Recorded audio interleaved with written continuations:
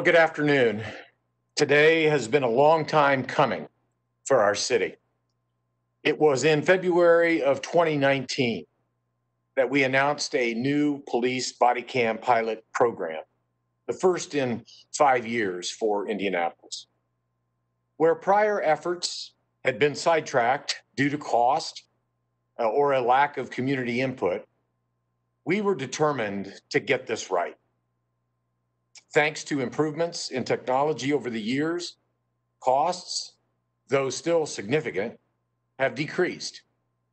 And thanks to public meetings held in all 6 IMPD districts throughout 2019, we were guided by input from the residents of the city of Indianapolis who care most about this issue. That ensured that any body cam program would have the trust, transparency, and the tools to meet the community's standard. It has led us to today, the beginning of our first permanent deployment of body cams for IMPD. That is how we got here. It is just as critical, though, that we understand why we got here. Every resident in our city deserves to have the same trust in their experience with law enforcement officers. Every community in our city deserves to feel that they are being served and listened to as much as any other citizen.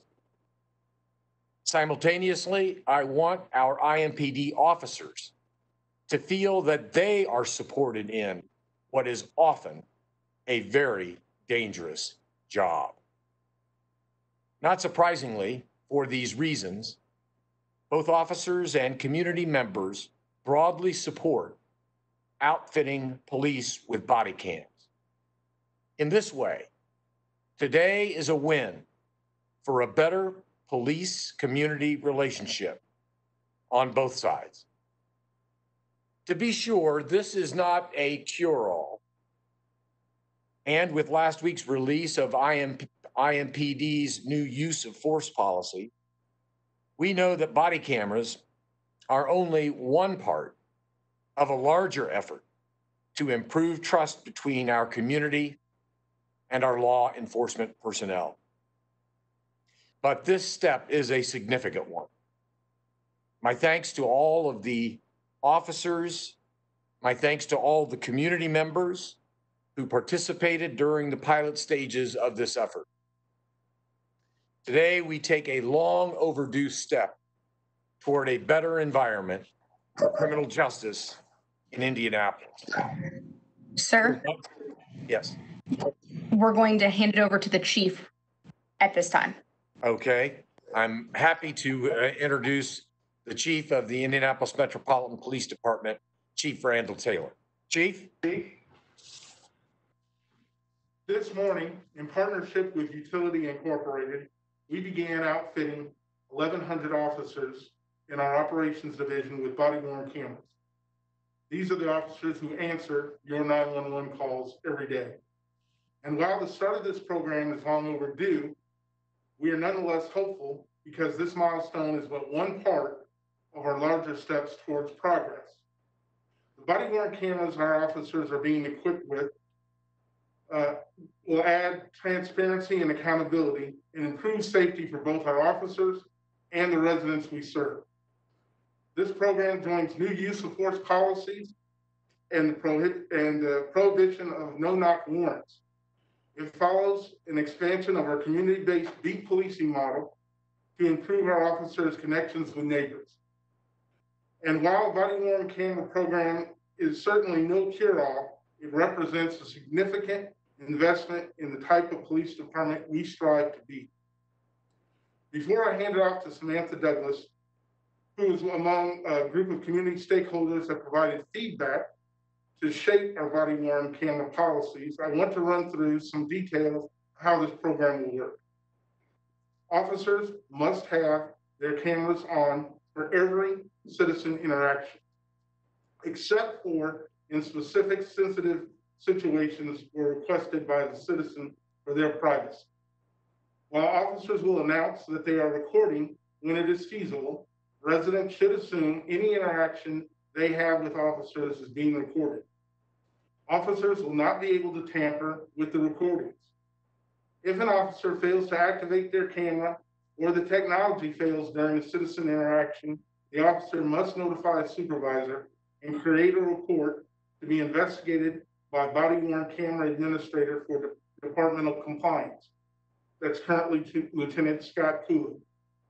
After a member of the body-worn camera unit redacts such sensitive visuals as personal information, nudity, and the faces of victims, witnesses, and juveniles, releasable videos can be obtained through the public submission of public records request on indy.gov. Indiana state law outlines that body cameras recordings may be withheld for such reasons as if release of the footage would create a risk of substantial harm, or if it would interfere with the ability of a person to receive a fair trial. Videos from critical incidents may be released at my discretion. I will continue to work with community stakeholders and our criminal justice partners to determine when and how such footage will be released to the public.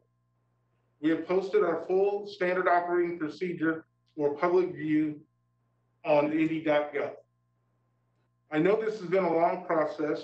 The wait to begin this program has been frustrating for many, including myself, but I am confident that this progress has ensured the best possible investment of taxpayer dollars, and I am hopeful that this program serves to improve our relationships with the neighbors we serve. Now, to share the perspective from the Far East Side neighborhood, I'd like to introduce Samantha Douglas. Thank you. I'm Samantha Douglas. I'm a leader with the Far East Side Community Council, and we work to connect and educate our community about resources and services available to them on the Far East Side of Indianapolis. We also build relationships and advocate for the wants and needs of our communities. In this role, we've had the opportunity to give feedback and suggestions on the body-worn camera policy. Some of the things that many of the residents were concerned about is that cameras were automatically activated so that it's not solely up to the officer to turn the camera on or off. Another was to have clear disciplinary guidelines in the event that an officer fails to properly use the cameras, and that the community would have a seat at the table when it came to reviewing footage that is important to our community. I'm encouraged by what we have so far. While I think we know that having video alone does not ensure justice or right treatment, I do believe that this is a step forward toward transparency that's long overdue. More than anything, I want the community to know that this happened because of their engagement. This is not the time to stop holding leaders accountable or institutions accountable. It's just the beginning. Our hope is that these cameras will capture our officers treating our community with service and respect that they deserve. Our expectation is that when it doesn't, IMPD will take swift action to correct these issues, and that the community will have a place at the table to hold them accountable to this standard. You most definitely have the Far East Side Community Council's commitment to hold not just IMPD accountable, but also any organization that serves our communities. Again, this is just a small step in a very big journey. So I want to encourage you all to stay engaged, keep giving feedback, stay involved. The community, the Far East Side Community Council and other community organizations will host a series of community conversations to give as many opportunities as possible to get feedback to make sure that this policy works for our community. Thank you.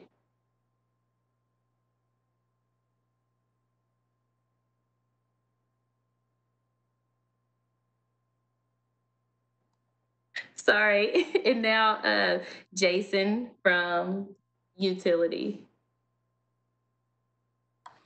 Thank you. We at Body Worn by Utility are excited to partner with IMPD, and we want to do a quick demonstration on the actual body camera that IMPD officers will be wearing. Chief Adams here has just a vest cover, and the camera is actually contained inside the uniform. Holstered, it's secure, and most importantly, it can't be knocked off on an officer's tour of duty. We, Body Worn by Utility, specialize in automatic recording, policy-based automatic recording. And this camera is state-of-the-art technology on turning the camera on for the officer, having technology own that responsibility. And some of those automatic triggers include a holster sensor that connects to the camera. Officer draws his or her weapon, and the body camera comes on automatically. Also, dispatch activation, computer-aided dispatch. An officer is dispatched to a call for service. The cloud reads the officer's location and turns the camera on prior to their arrival at the address that they were dispatched to.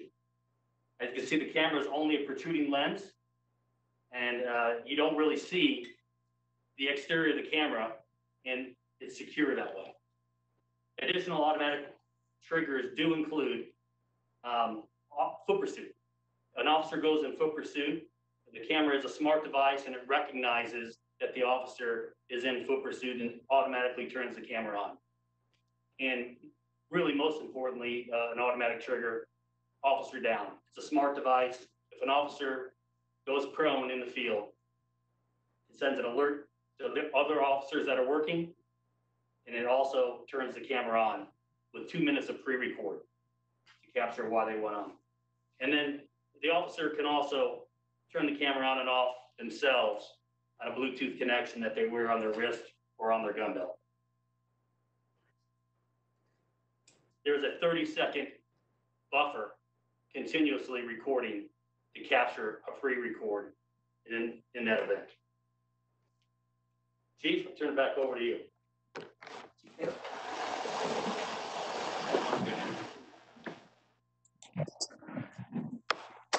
Chief, it looks like President Osili is on the call. President Osili, are you there? Yes, thank you very much. I am. Can you see me? We can hear you, and yes, we can see you just fine. Very good. Thank you. Shall I begin? Absolutely. All right. Thank you very much, and good afternoon, and thank you, Mayor Hogsett, for your leadership and for the invitation to be with you today. My thanks also to Chief Taylor for leading IMPD into a new era of increased community engagement. 2 years ago this month, members of the City County Council concluded the second of 3 community conversations designed to hear directly from citizens their perspectives on what needed to happen to improve law enforcement community relations. Over and over again, the community requested implicit bias training and body cameras for law enforcement. My colleagues and I on the council appropriated funding for both. And now, barely 2 years later, fair and impartial police training and body-worn cameras are a reality within IMPD. And I mention these facts simply to assure members of the public that our community voices do matter. And I know that to those outside of government, oftentimes this process can seem slow. But know that we are listening to the voices of our residents who have engaged in dialogue with us over the last weeks, months, and years on the issue of law enforcement and community relations. We are, each of us, committed to seeing and hearing the public in public safety and letting your voices guide our efforts to build trust and rebuild trust with our law enforcement partners. Body-worn cameras are an important step, of course, in this process.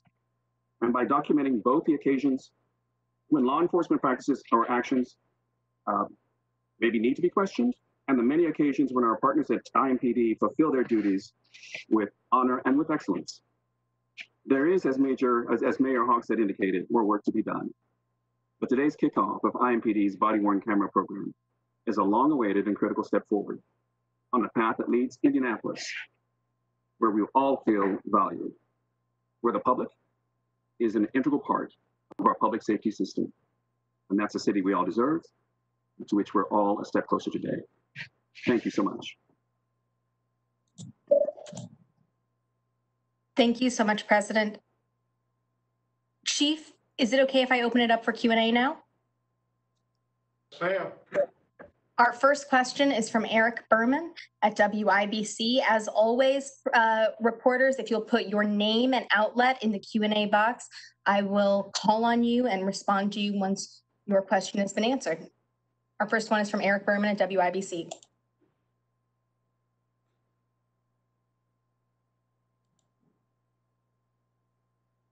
Eric, are you there? try that again. You got me? Yep.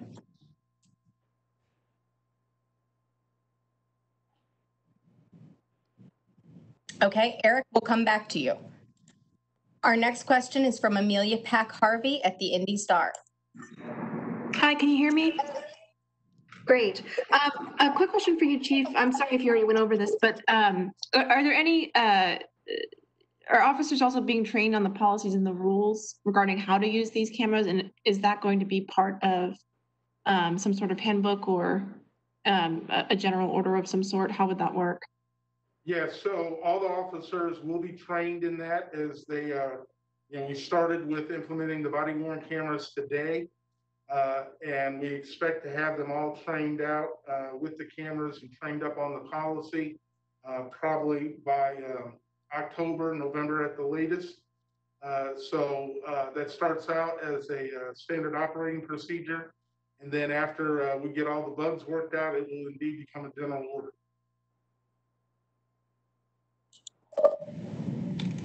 Great. We're going to go back to Eric Berman and see if we can get him.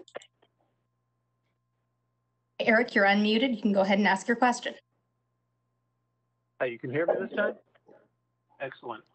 So my question is for Chief Taylor. Can you elaborate on what the policy is going to be for when the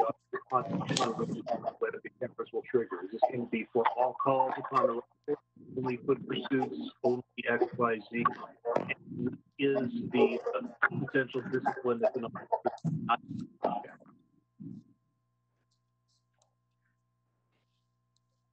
So I think most of your question. So the automatic triggers, there are a number of them that are implemented in this system. Part of what you may be asking about, so we've got the trigger for the drawing of the weapon. Jason mentioned about dispatch. So there's what's called a geofence when an officer is dispatched to a particular location. There's a 500-foot geofence. When they come within that geofence, that camera will be activated. As you might have heard, when the officer starts to run in pursuit, it will be activated. If he's in he or she is in a fight where the camera feels like it's being shaken a lot, it'll activate. Unlocking the shotgun rack, if the car is equipped, would activate that camera.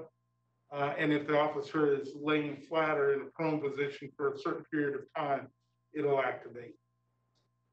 And I'll just add that it will also activate by the Bluetooth device that the officer has, that the officer can activate that at any time.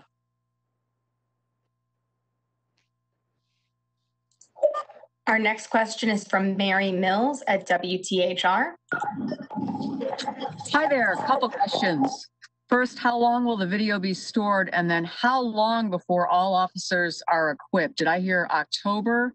It's 1,100, right? So, and it's 10 a day, correct? So how long before all the cars and everybody, is ready to go? Sure, so we started out on East District. That's the one we started out with today.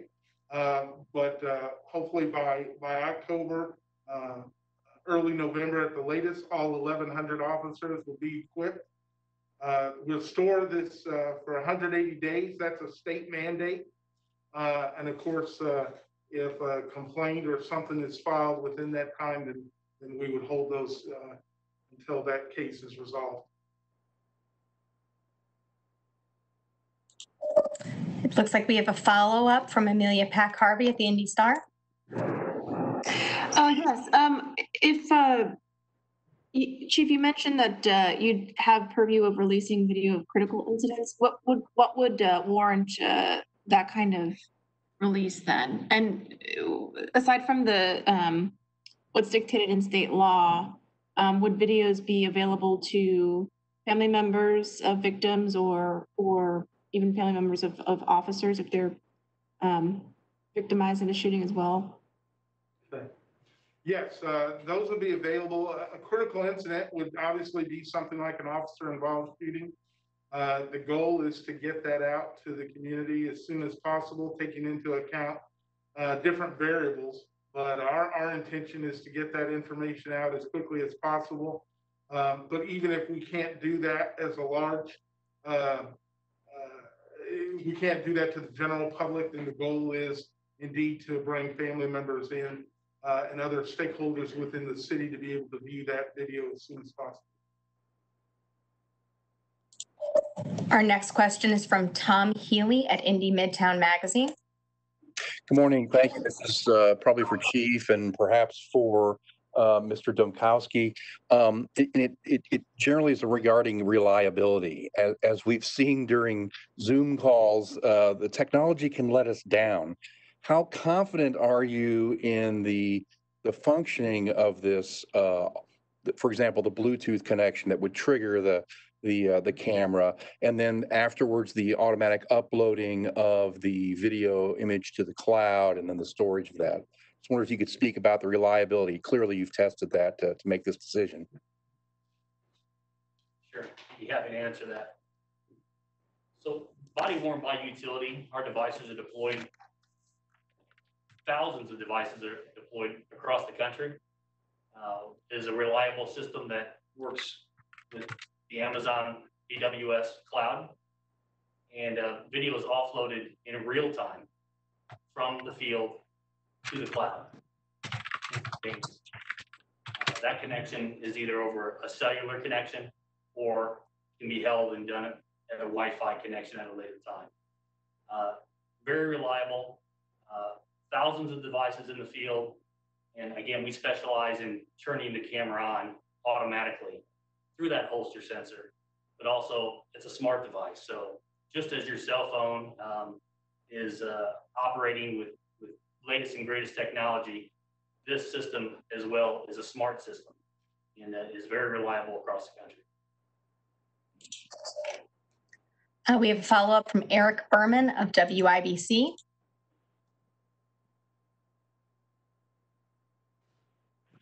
Yeah, I think we've got this one.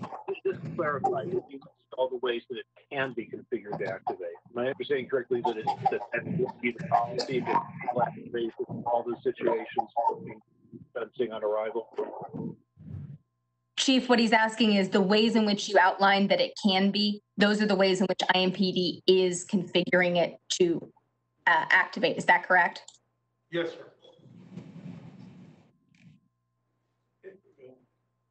And so the policy for all this information is online as well. Wonderful. We'll have a press release. We'll go out here in a little while. And if anyone would like to schedule an opportunity for B-roll of installation of body cams on officers, you can reach out to Grace Sibley. That contact information should be in your inbox. Thanks so much.